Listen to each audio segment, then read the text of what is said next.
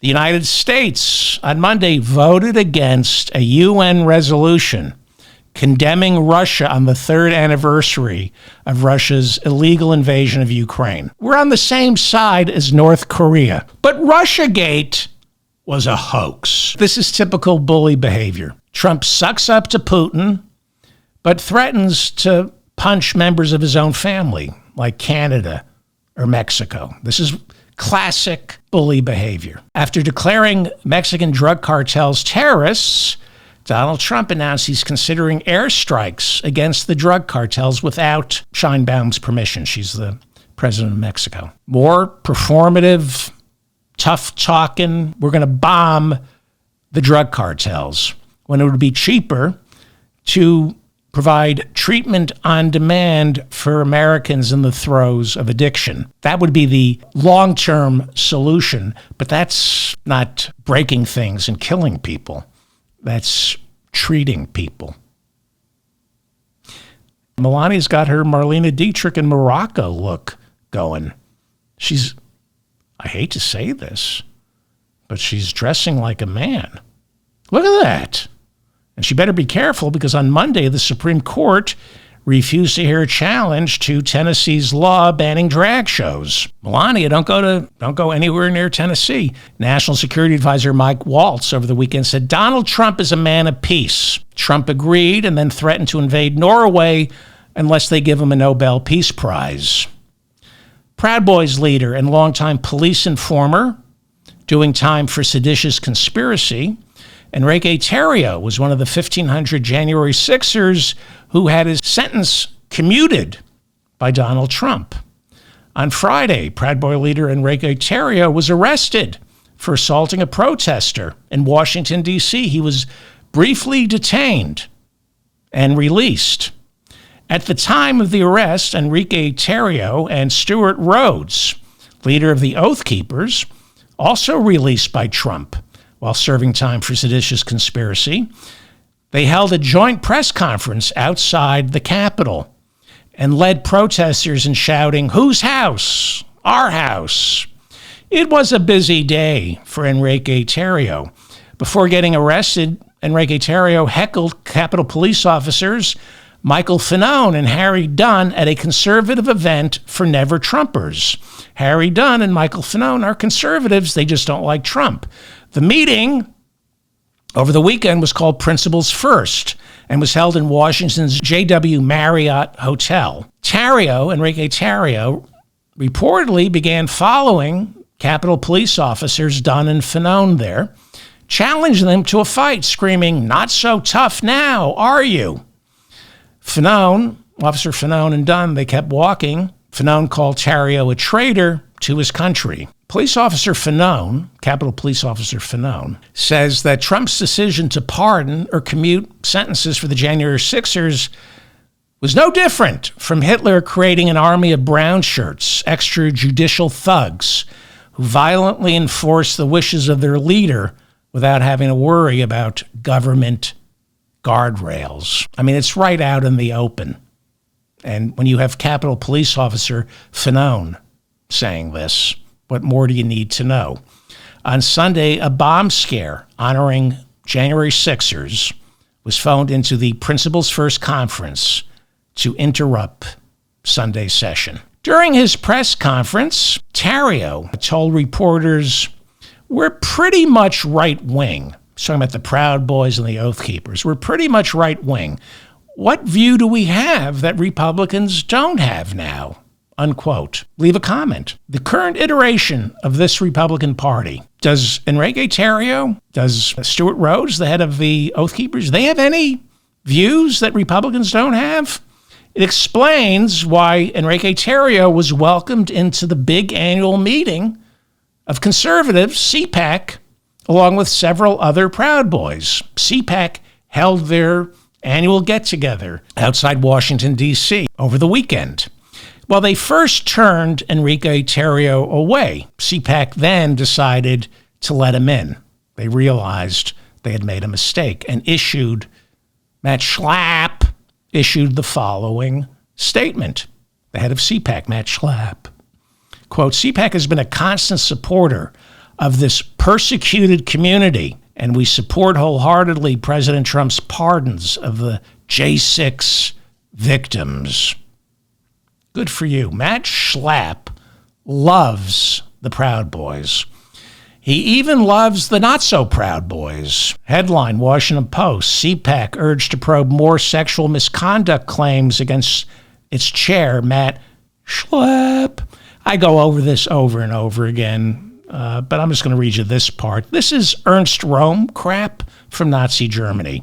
Men who feel insecure, not tough enough, not masculine enough, so they play dress-up with other men or suck up to muscular bullies. This is from the New York Times last week after Matt Schlapp was accused of sexually assaulting another man last week.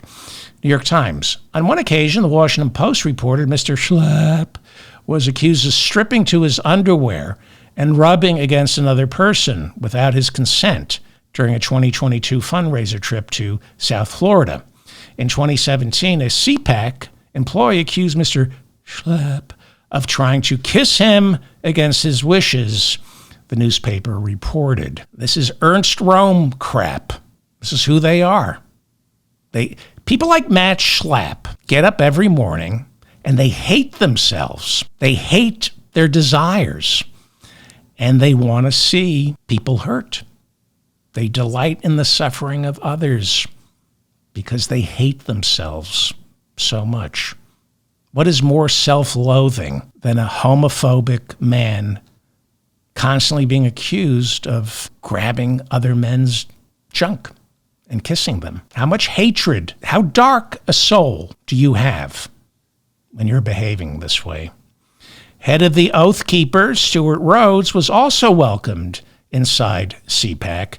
Did he bring his wife and children? Oh, no, his wife and children are afraid of him. They say he beat them repeatedly. Stewart Rhodes stood behind Trump at a Las Vegas rally on January 25th. This is the guy, the Oath Keeper. He started the Oath Keepers, brought a cache of weapons to Washington, D.C. for January 6th, was doing close to 20 years for seditious conspiracy, and Trump commuted his sentence. And this is Rhodes in Las Vegas, positioned alongside Ryan and Cliven Bundy at a Trump speech in Las Vegas, January 25th. Remember the Bundys? They didn't want to pay the government's grazing fees, so they convinced a bunch of pinheads with guns to take arms against our country because it's all about freedom. No, it's all about not wanting to pay grazing fees. So what you do is, I don't want to pay my grazing fees. Hey, where can I find some sociopaths with guns who are looking for a fight? And I can convince them it's about something other than grazing fees. Meeting up at CPAC, Stewart Rhodes and Enrique Tarrio said they both plan to sue our Justice Department independently. What, for prosecuting and convicting you? And you were pardoned? The only reason you're out is because you've been deputized as one of Trump's brown shirts? What are you going to sue the Justice Department over? You were found guilty. Enrique Tarrio, who lives in Florida, says he might run for Matt Gaetz's old congressional seat. Matt Gaetz was going to be Attorney General until a congressional ethics report unearthed credible evidence he had trafficked young girls, possibly minors, for drug-fueled orgies. Trump knew all about these allegations, but nominated him to be Attorney General because of this. Not in spite, because of this.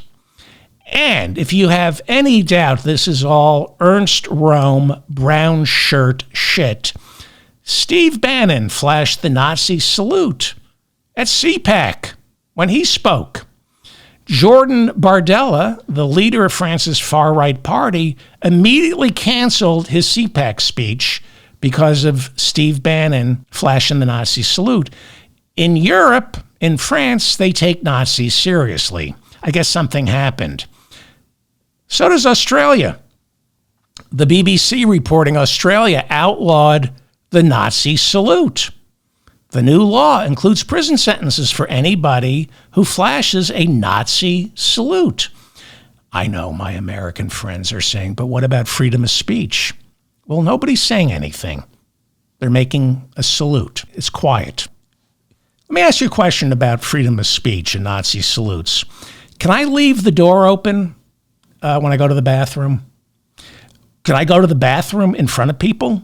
Should that be against the law? Is it in a workplace or in public? Can I just drop my pants and do my business? The Nazi salute is like taking a shit in public. It's a zoning issue.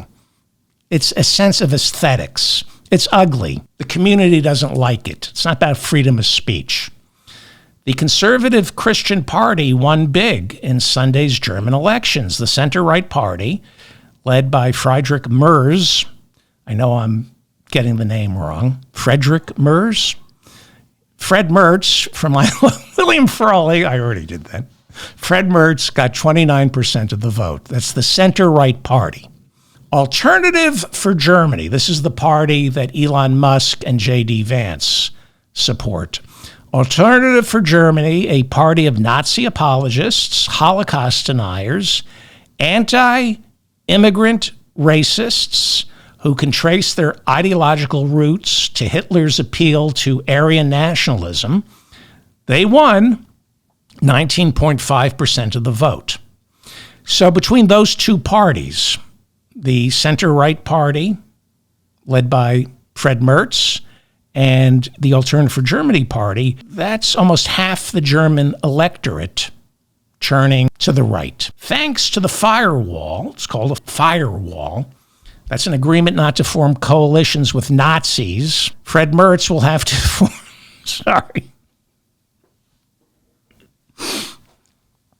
Friedrich Merz,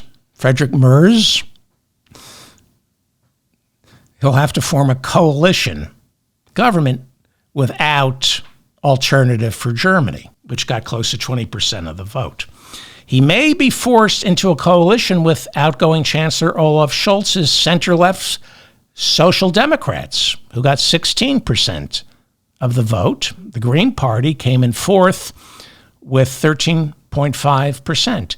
Despite Fred Merz sharing many of the policies with the Alternative for Germany party, he is going to have to form a coalition government with leaders who represent the polar opposite, I think. And it may take months before he forms a government. But Trump, because he's stupid, called Germany's election a victory for me, for Trump.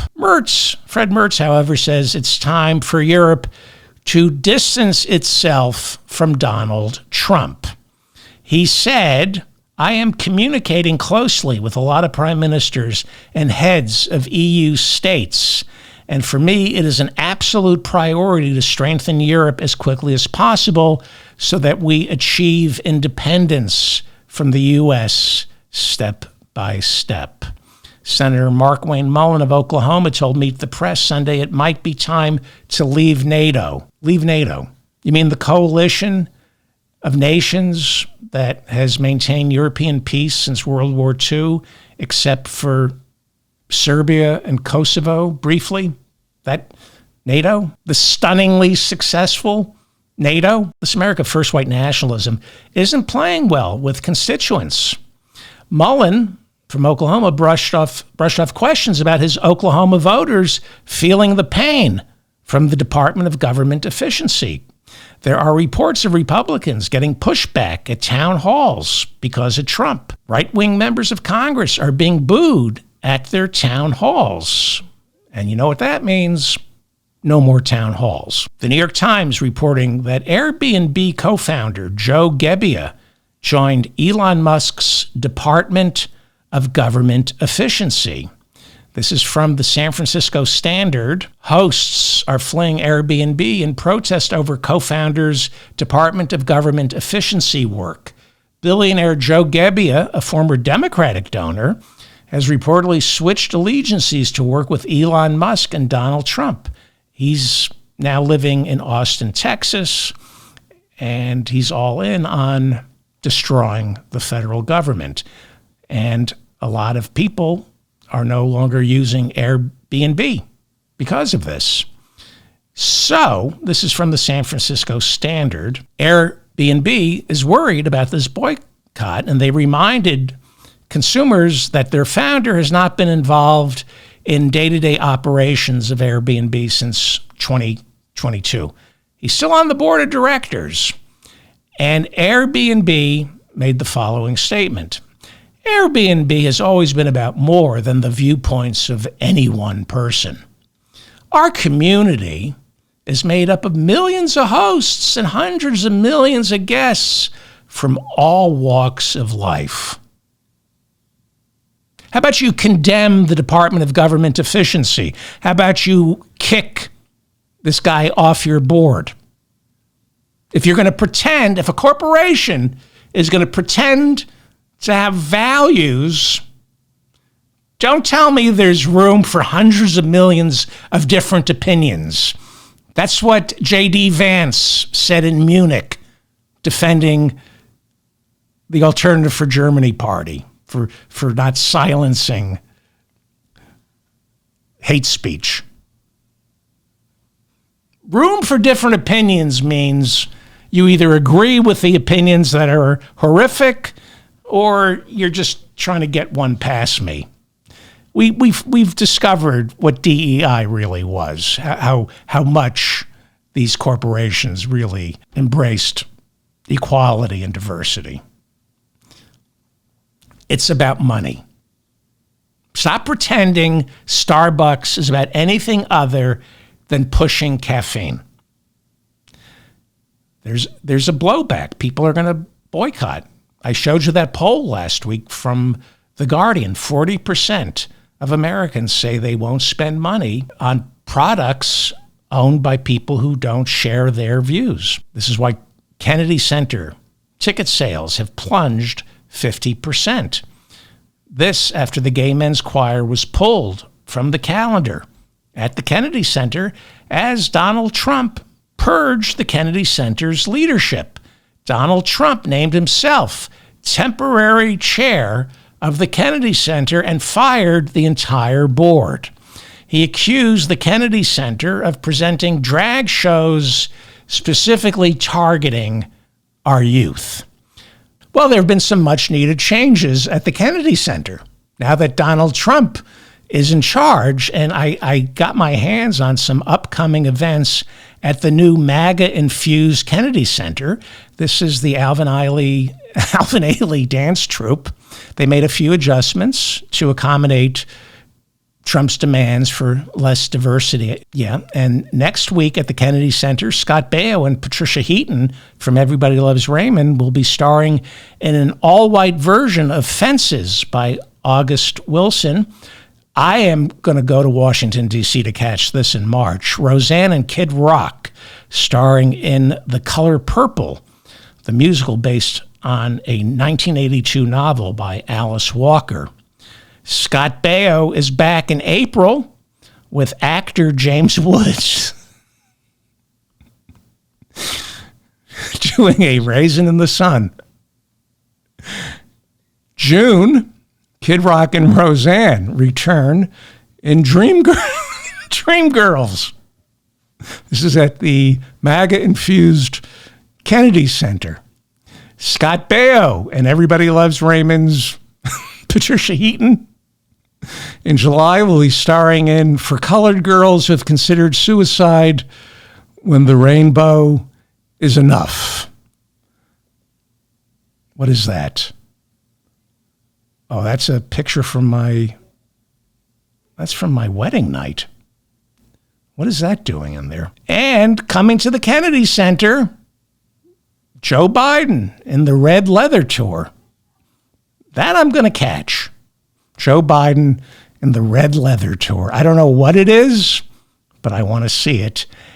And Don Jr. kicks off his singing career with a musical tribute to Dean Martin entitled That's a Moron. That's a moron. I'm David Feldman, reminding you to stay strong and protect the weak.